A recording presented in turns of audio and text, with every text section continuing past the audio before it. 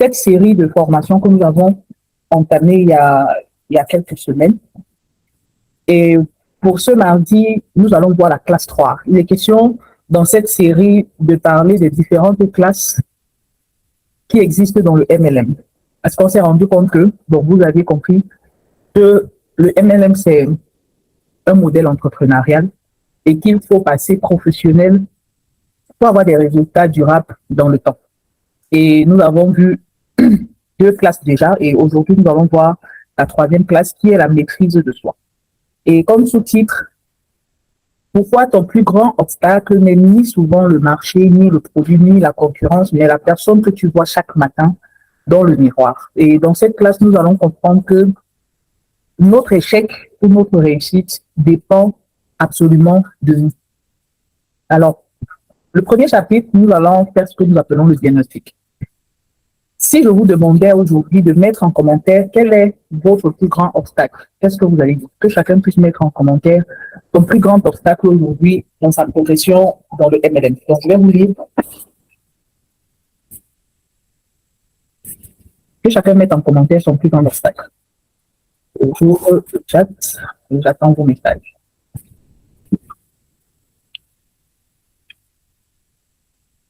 Ou bien tout va bien chez vous.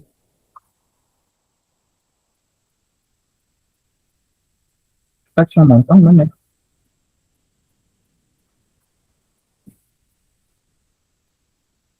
Je travaille sans planning hebdomadaire. Donc, ça, c'est Abdou Razak qui le dit. Il travaille sans planning hebdomadaire. Super. Les autres qui sont connectés, quel est votre plus grand obstacle? L'autre dit chez moi, c'est l'argent. L'argent n'est pas un obstacle. L'argent n'est pas un obstacle. C'est peut-être votre perception face à l'argent qui est un obstacle. Sinon, l'argent n'a jamais été un obstacle. Les autres qui sont connectés en commentaire dans la messagerie, mettez quel est votre plus grand obstacle aujourd'hui.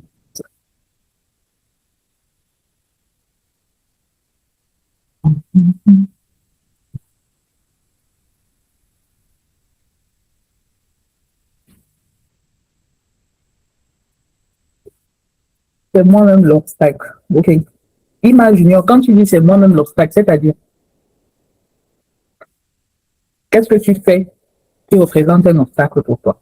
Nous sommes dans la phase de diagnostic, donc c'est important que je vous pose cette question. Parce que tant que vous n'allez pas comprendre le mécanisme, vous n'allez pas pouvoir changer. Il y a des difficultés à prendre la parole en public. Super. La prospection. Dans la prospection, c'est quoi l'obstacle? C'est quoi? Quand tu dis prospection, c'est tellement vaste. Quoi spécifiquement? OK. Le temps que vous continuez à écrire, nous allons continuer. Lorsque j'ai posé cette question à ces leaders et entrepreneurs qui ont choisi que je puisse les accompagner, voici les réponses majoritaires. Comme quelqu'un aussi a mis dans la messagerie le manque d'argent. Deuxième, le manque de prospects. Il y a une autre qui a parlé de prospection.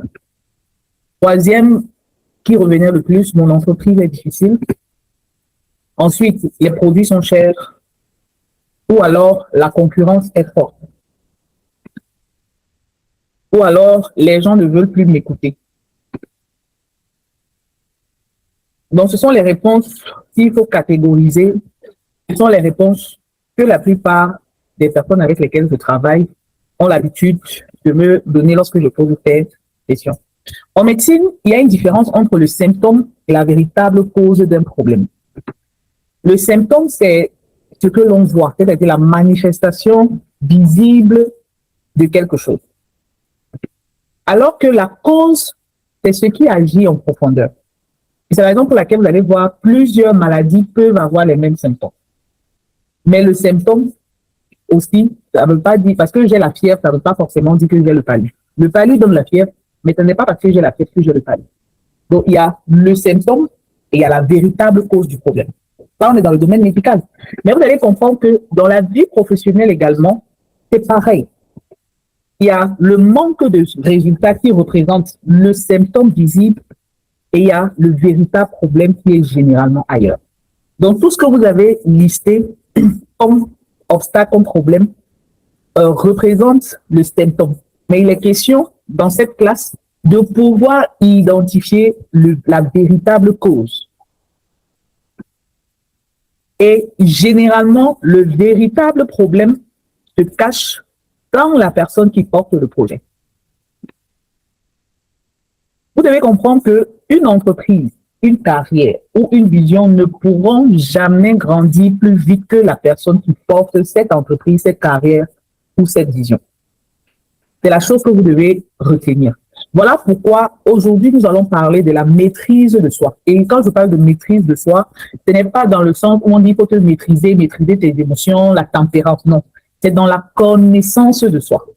Donc, maîtrise ici, vous devez comprendre le mot comme connaissance de soi. Donc, ce n'est pas genre, comme on dit souvent à des personnes, il faut savoir te maîtriser. Non. Ici, c'est maîtriser, connaître en profondeur vos mécanismes de fonctionnement. Et c'est la raison pour laquelle le deuxième chapitre consiste à comprendre l'ennemi intérieur. Parce que votre ennemi n'est pas extérieur à vous. Votre ennemi, il est intérieur à vous. Et derrière les comportements d'échec se cachent souvent 4 ennemis silencieux. Le premier ennemi, c'est la peur. La peur, ça peut être la peur du regard des autres, ça peut être la peur d'être rejeté, ça peut être la peur de ne pas être à la hauteur, ça peut être la peur d'échouer. Avoir peur, c'est normal. C'est un mécanisme normal. Mais lorsque la peur dirige ta vie, cette peur va limiter ton potentiel. Ça va limiter ton ascension. Donc voilà, un des ennemis intérieurs qui agit silencieusement, la peur. Le deuxième ennemi, voilà, avant de voir le deuxième ennemi, la plupart des entrepreneurs passent leur vie à combattre des ennemis extérieurs. Ils vont accuser le marché, la concurrence, l'entreprise. Ils vont dire les collaborateurs ne travaillent pas, les clients n'achètent pas. Pourtant, le premier adversaire, il est invisible. Donc, nous avons déjà identifié que cet ennemi, il vit avec nous. Cet ennemi pense avec nous. Cet ennemi prend des décisions. Et cet ennemi, c'est nous-mêmes. C'est pas quelqu'un qui a peur, c'est nous qui avons peur. C'est pas quelqu'un qui a peur du regard des autres, c'est nous qui avons peur du regard des autres. Et cette peur nous limite. Donc, notre premier ennemi, c'est nous-mêmes. Chaque fois que tu repousses une action importante, chaque fois que tu vas abandonner après des refus, chaque fois que tu n'oses pas publier une vidéo, tu n'oses pas faire un post constructif, chaque fois que tu attends le moment parfait, ce n'est pas le marché qui décide. Ce n'est pas ton collaborateur, ce n'est même pas le client, c'est toi. C'est toi qui décides de ne pas faire. C'est toi qui remets à demain. C'est toi qui abandonne, c'est toi qui lâche prise. C'est toi et c'est personne. Donc, ce n'est ni ton père, ta mère, ta famille, ton offline, les clients, non. C'est toi. Et tant que tu ne comprends pas que tu es la cause de ton échec, tu ne vas pas amorcer le processus pour désactiver cela. Le deuxième ennemi, c'est le doute. Je vous ai dit, il y a 4 ennemis silencieux en nous. Le deuxième, c'est le doute. Le doute, chaque fois que tu te demandes, est-ce que je suis capable? Est-ce que je mérite? Il y a beaucoup qui font le MLM. Ces personnes espèrent une vie plus stable, avoir des voitures, avoir des maisons. Mais au fond, tu te dis que tu n'es pas capable d'avoir ces résultats. Tu te poses la question, est-ce que les autres vont me prendre au sérieux? Le doute ne t'empêche pas seulement d'agir. Hein. Le doute t'empêche de persévérer. Ça veut dire que tu vas commencer à faire, ça ne marche pas, tu abandonnes. Pourquoi? Parce que tu doutes de toi. Tu vas te dire que si les résultats tardent, ça veut dire que c'est pas fait pour moi. C'est la raison pour laquelle, à peine tu as fait 6 mois, 1 an, 2 ans, même 5 ans, tu abandonnes.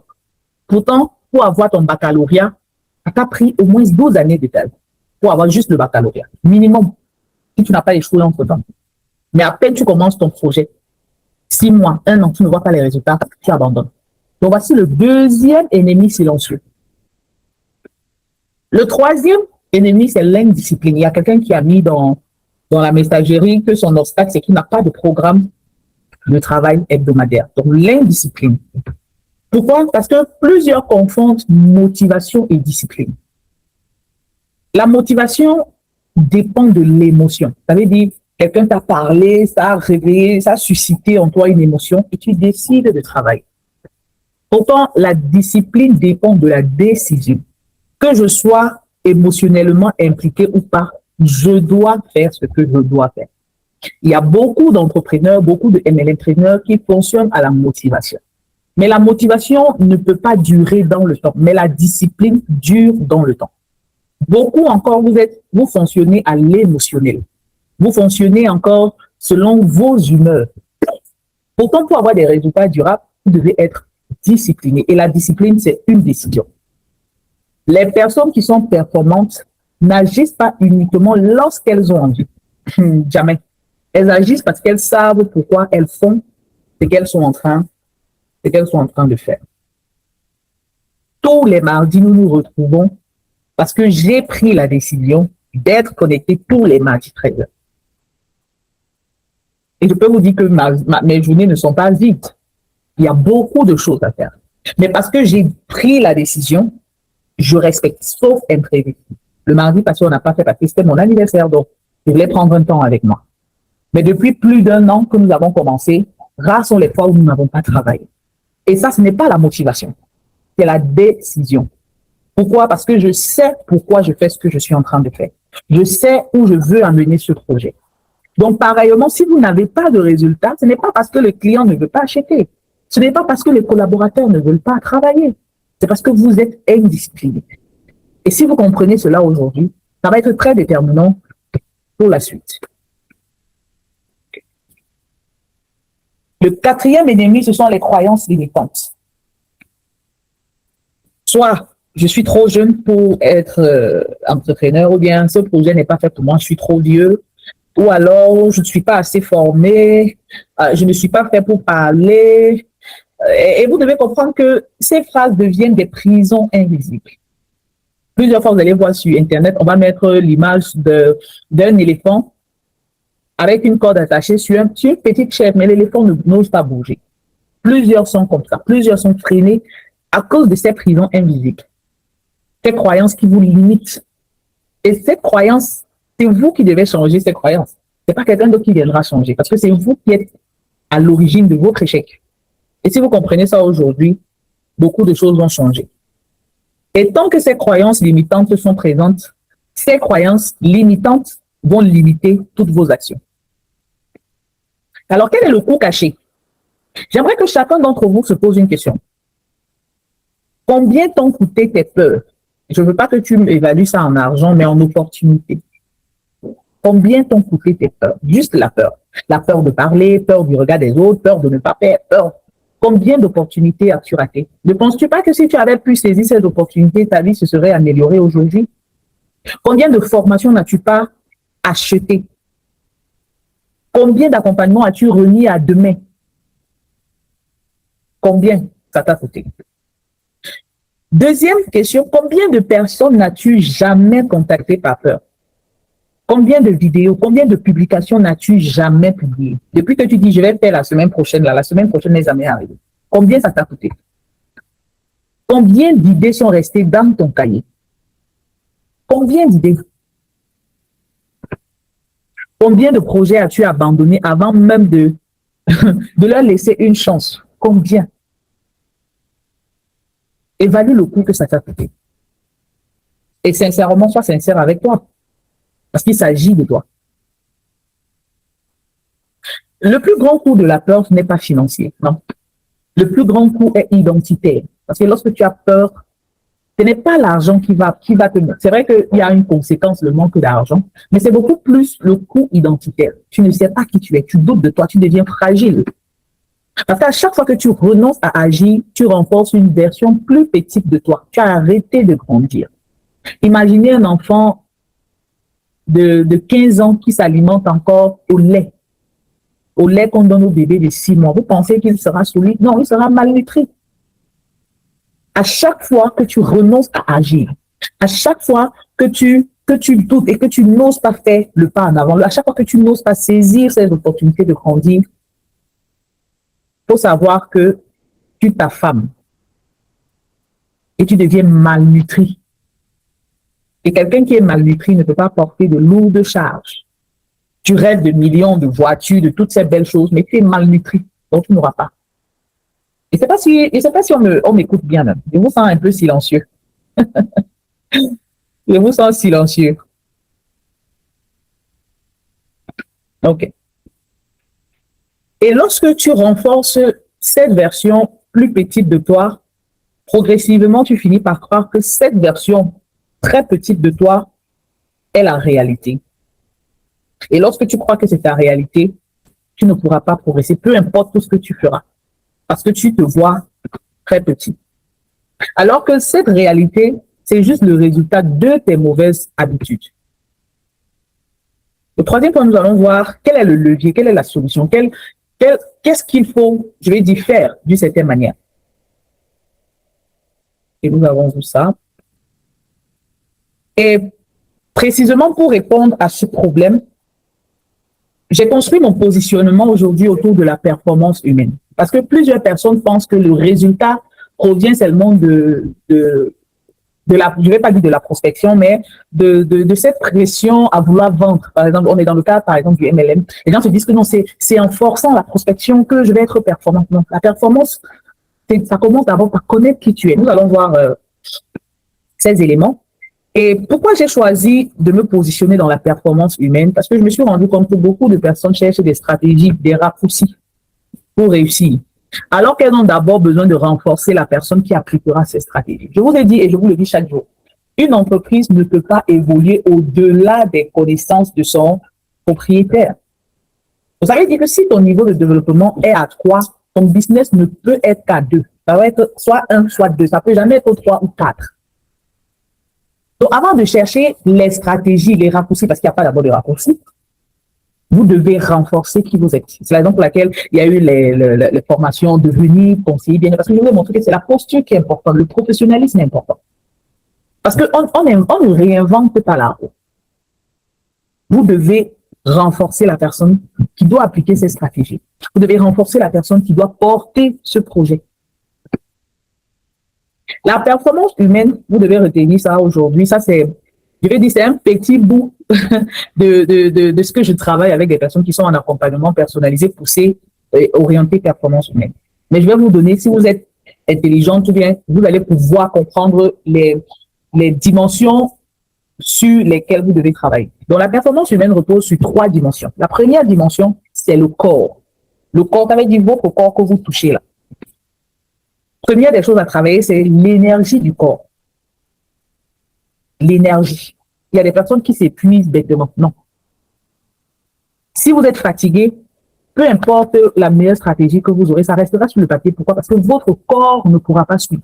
Il y a des personnes qui pensent qu'il faudrait qu'elles soient occupées, toujours en train d'apprendre, de fouiller, de courir à gauche, à droite. Non, vous n'avez pas besoin d'user votre corps. Parce que si vous avez une grande vision, ce corps doit tenir.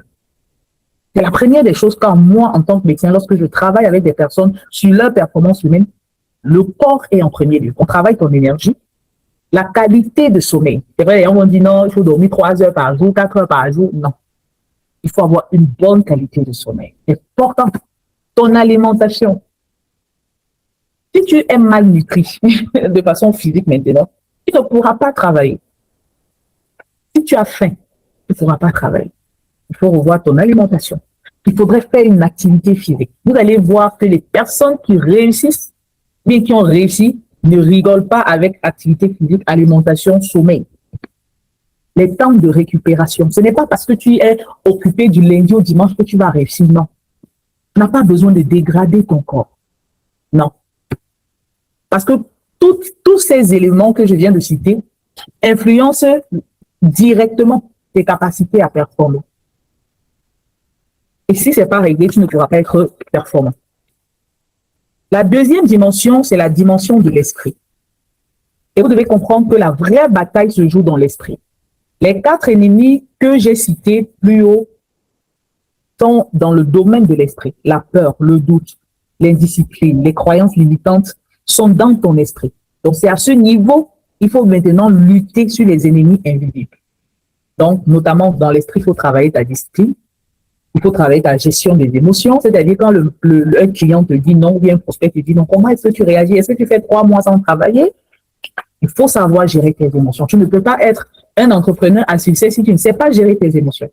Parce que ça te perd. Tu ne pourras même pas gérer ton équipe si tu es trop émotionnel. Il faut travailler la concentration. Comment être concentré? Comment focaliser ton attention sur ce qu'il faut? Quelles sont les formations importantes pour toi? Tu peux vouloir faire 15 formations, mais ces 15 formations ne sont pas utiles pour toi à cette période. Il y a certaines qui doivent être repoussées. Il faut savoir faire la planification également. C'est dans le domaine de l'esprit que se travaille la résilience, la capacité à ne pas abandonner. Tu peux recevoir des coups, mais comment se relever? Parce que vous avez compris, lorsqu'on doute, on abandonne, on n'a pas la force de persévérer. Donc, c'est dans l'esprit que se travaille ça. C'est dans l'esprit que se travaille la confiance en soi. Il y a des personnes qui disent non, je n'ai pas confiance en moi, je ne sais pas. Il y a une qui a mis dans la messagerie, je ne sais pas comment m'exprimer. C'est dans le domaine de l'esprit qu'il faut travailler ça. La confiance en soi se travaille dans l'esprit. Ce n'est pas en pratiquant. Pratiquer, c'est bien. Mais si tu pratiques sans toucher l'élément qui te permettra de transformer cela, tu n'auras pas de résultat. Et ce sont ces éléments de ton esprit qui vont déterminer ta capacité à rester constant malgré les difficultés. Il y a plusieurs qui m'ont posé la question en inbox, même avec qui je travaille. Ah, docteur, tu as perdu une équipe de 1000 personnes, comment tu fais pour continuer le MLM? J'ai dit, c'est parce que ce que je regarde, c'est au-dessus de tout ce que j'ai perdu. Si à la dimension de votre esprit, toutes ces choses ne sont pas éclairées, vous allez abandonner. Et le troisième point qui est très important, et c'est ce qui me permet de ne pas abandonner aujourd'hui, c'est la vision. C'est la troisième dimension de la performance humaine. La vision, c'est ta direction. Pourquoi tu fais tout ce que tu es en train de faire? Quelle est ta mission? Quels sont tes objectifs?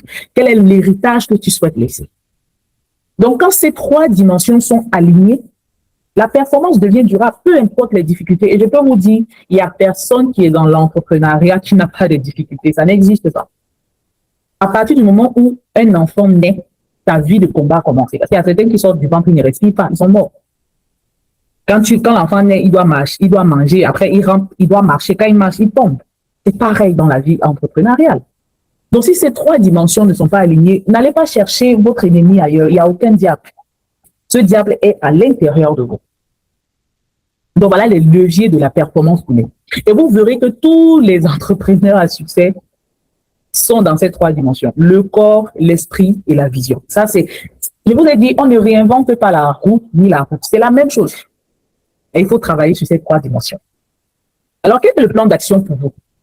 Parce que l'objectif pour moi n'est pas juste de vous dire ce qui ne fonctionne pas chez vous, mais c'est également de vous donner des astuces qui vous permettront de pouvoir performer mieux. Donc, si jusqu'ici vous étiez déconcentré, je vous conseillerais de bien vous asseoir, de prendre un petit bout de papier et de noter cet exercice simple qui va vous faire beaucoup de bien si vous appliquez.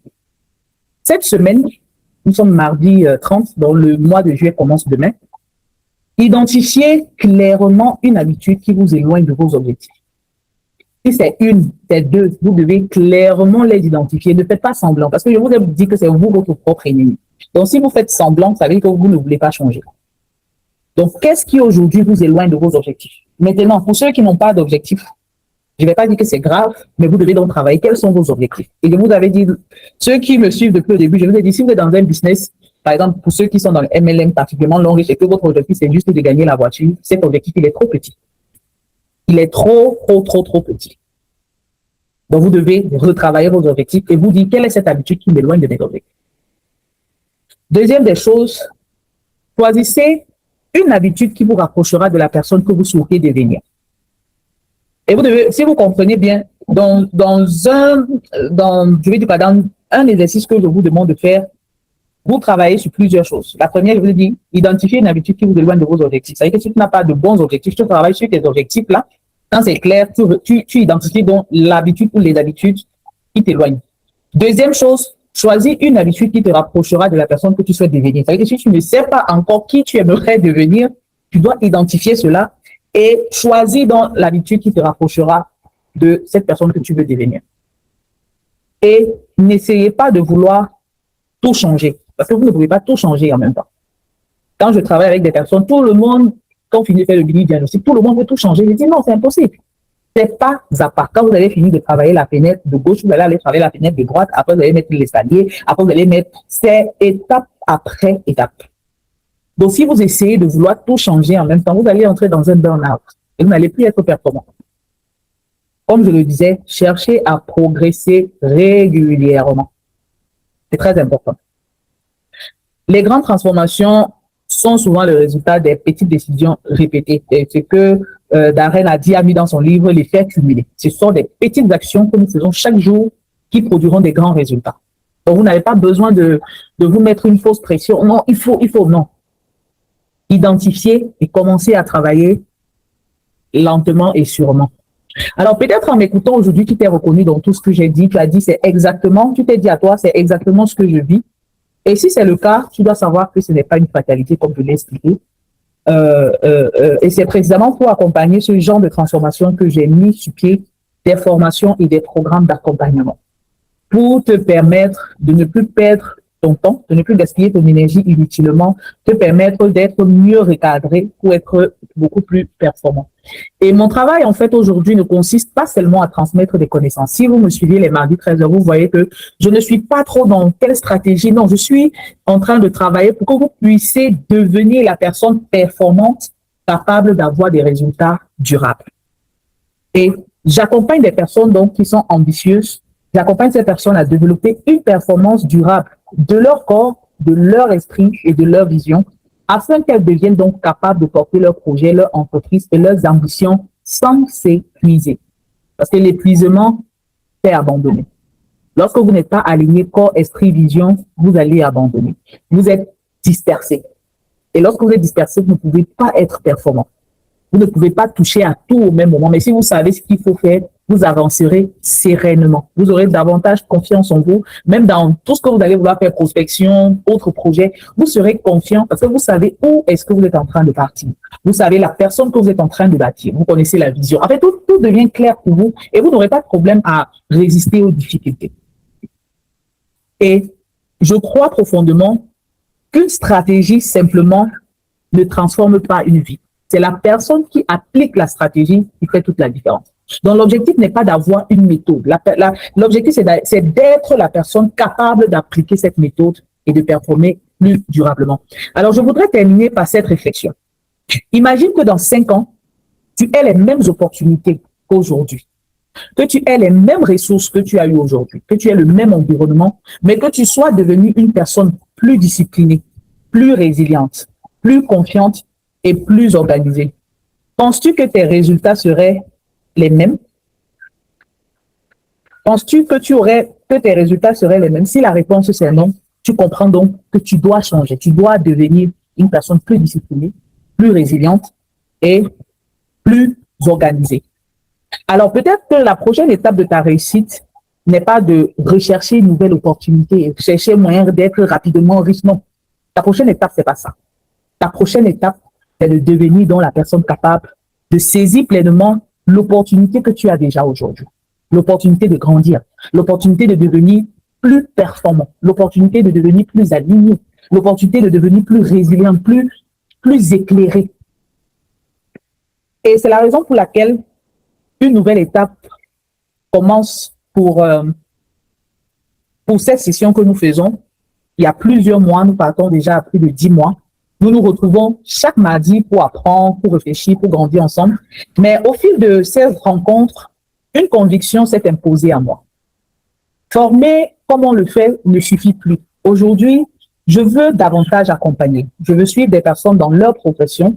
Je veux construire un environnement où chacun pourra évoluer, chacun pourra poser ses questions, chacun pourra être challengé, chacun pourra accéder à des ressources exclusives et grandir dans la durée. Parce que la performance, comme je vous ai expliqué aujourd'hui, ne se construit pas en 1 heure par semaine. Elle se construit dans un environnement. C'est pourquoi les mardis 13h entrent dans une nouvelle phase. À partir du mois de juillet, donc juillet commence demain,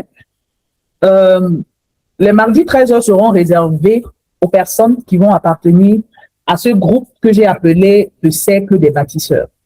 Ça sera un cercle privé dédié aux personnes qui ont décidé d'investir dans leur développement et de devenir des bâtisseurs capables de porter durablement leur vision. Ce cercle ne sera pas réservé seulement aux MLMpreneurs. Ce cercle accueillera des entrepreneurs, des professionnels, des leaders, des porteurs de vision et toute personne ambitieuse qui souhaite développer sa performance du corps, de l'esprit et de la vision. Et au sein de ce cercle des bâtisseurs, nous irons beaucoup plus loin.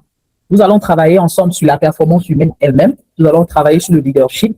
Nous allons travailler sur la communication, l'intelligence artificielle, l'organisation, la productivité, l'entrepreneuriat, les ateliers pratiques, les ressources exclusives et d'autres outils qui seront conçus pour aider tout un chacun à passer à un niveau supérieur. Et moi, je suis convaincu d'une chose, une entreprise, une carrière, une vision ne grandiront jamais plus vite que la personne qui les porte. Et c'est cette personne que nous allons donc désormais construire ensemble. Donc, dans les prochains jours, je vous partagerai toutes les informations concernant ce nouveau secteur, son fonctionnement et les modalités pour le rejoindre. Et si vous sentez que vous êtes prêt à investir dans votre évolution plutôt que simplement d'accumuler des informations, alors je vous donne rendez-vous très bientôt pour écrire ensemble cette nouvelle page. Donc, le mardi 13h va entrer dans une nouvelle phase et ça sera plus ouvert à tout le monde.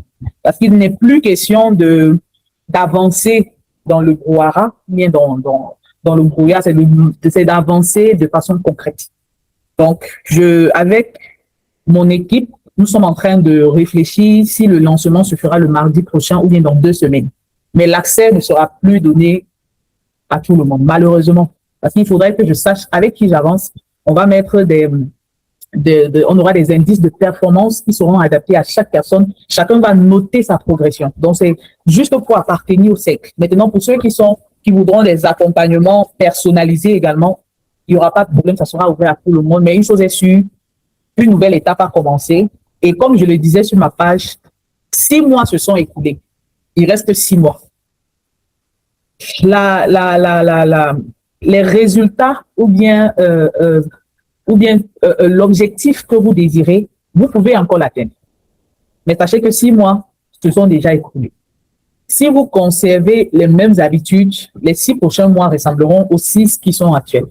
Mais si vous voulez que ce soit différent, vous devez vous comporter de façon différente. Alors, pour cet après-midi, nous avons fini la 3e classe. Donc, le mardi prochain, nous allons aborder, ou bien sur prochain, la classe numéro 4, qui sera uniquement réservée à ceux qui seront dans le cercle des bâtisseurs. Voilà. Et tout ce que je ferai après, les conférences et autres, ça sera exclusivement avec ce cercle que je vais travailler. Même si c'est 2 personnes, même si c'est 3 personnes, moi, ça me va. Voilà. Donc, on ne sera plus avec tout le monde des personnes qui ne veulent pas investir. Voilà. Donc, s'il y a des questions, s'il y a des préoccupations, c'est le moment de lever la main. Je vous donnerai la parole. On a beaucoup, du moins j'ai beaucoup parlé. Mais avant de vous donner la parole, vous le savez, les mardis, nous nous réunissons et c'est l'occasion de pouvoir mettre en commentaire Facebook ce que vous avez compris, ce que vous avez aimé, ce que vous avez choisi de changer pour vous-même. Et ensemble, nous allons progresser. Donc, le nom d'Alice Akim, il va vous mettre la page. Donc, vous cliquez sur le lien, vous laissez un commentaire. Et pour ceux qui ne sont pas encore abonnés à ma page, vous devez vous abonner parce que dans les prochains jours, je donnerai les modalités pour le cercle des bâtisseurs. Donc, s'il y a une question, une préoccupation, c'est le moment de lever la main.